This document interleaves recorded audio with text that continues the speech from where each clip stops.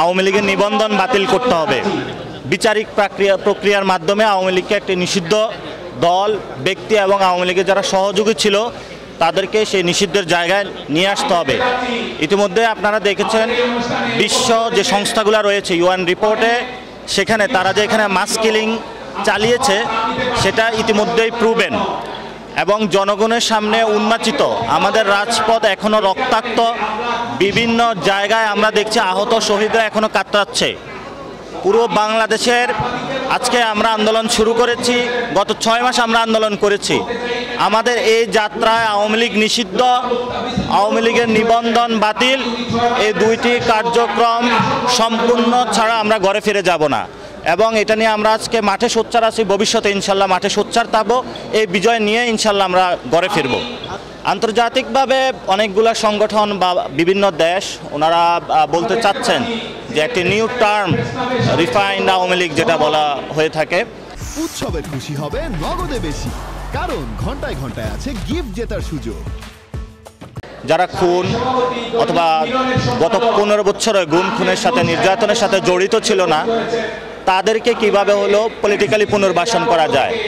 আমরা সেখানে বলেছি আওয়ামী লীগ দল হিসেবে বাংলাদেশে রাজনীতি করার তাদের অধিকার নাই। যারা খুন গুম করেছিল তাদের বিচার প্রক্রিয়ার পরে যারা সমর্থক বৃন্দ আছে তাদেরকে ঐতিহাসিক দায়ভার তাদেরকে বহন করতে হবে এবং বিশ্ব যারা নেতৃবৃন্দ আছে আমরাও তাদেরকে সেই মেসেজ দিয়েছি এবং রিফর্ম প্রক্রিয়ার মধ্যে দিয়ে সেই প্রসেসগুলো সম্পন্ন হবে।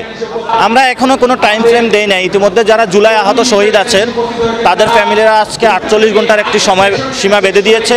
আমরা আশা করি সরকার থেকে 48 ঘন্টার ভিতরে জুলাই আহত শহীদরা যে টাইম ফ্রেমটা দিয়েছেন সেটার সাথে আমরা ঐক্যমত পোষণ করছি এবং ভবিষ্যতে বাংলাদেশের আওয়ামী লীগ এবং তাদের যারা দোষর রয়েছে তাদের বিচার এবং নিষিদ্ধকরণ প্রশ্নে আমরা যে মাঠে নেমেছি এই মাঠের আমরা বিজয়টা নিয়ে ফিরব। তবে আমরা অতি দ্রুতই এই বিষয়ে সকল মহলের সাথে বসবো, কিন্তু আমরা নির্দিষ্ট কোনো টাইম ফ্রেম এখনও দেই নাই।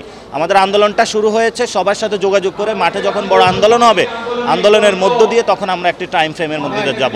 এটা ইন্টারন্যাশনাল প্রেশার আছে, কিন্তু প্রধান উপদেষ্টা যে বক্তব্যটা দিয়েছেন সেটার সাথে আমরা সম্পূর্ণভাবে দ্বিমত পোষণ করি এবং বাংলাদেশে প্রধান উপদেষ্টা হোক যে কোনো রাজনৈতিক দল আওয়ামী লীগকে নিষিদ্ধকরণ এবং তাদের নিবন্ধন মার্কা আদর্শ এগুলা বন্ধকরণ প্রক্রিয়ায় বাধা দিবে, তাদের সাথে আমাদের যুদ্ধটা এবং লড়াইটা হবে।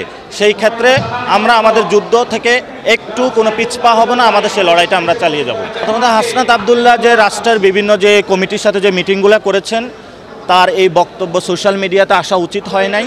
আমরা মনে করি এটা শিষ্টাচার বর্জিত একটি স্ট্যাটাস হয়েছে এবং রাষ্ট্রের ফাংশনারির জায়গা আমরা দেখেছি যে ক্যান্টনমেন্টের বিভিন্ন ব্যক্তিবর্গ রাজনৈতিক জায়গায় হস্তক্ষেপ করছেন। আমরা এই ধরনের হস্তক্ষেপ কাম্য নয় আমাদের কাছে। রাজনৈতিক ডিসিশনগুলো রাজনৈতিক ব্যক্তিবর্গ নেবে এবং সেখানে বিভিন্ন যে ইনস্টিটিউশনগুলো আছে সরকারি তাদেরকে জড়িত না হওয়ার জন্য আমরা অনুরোধ জানাচ্ছি। এটা কনফ্লিক্ট তৈরি করবে না, আমরা আশা করি। আমরা এটা কথাবার্তা বলতেছি, সব কিছু ইনশাল্লাহ রিজলভ হয়ে যাবে।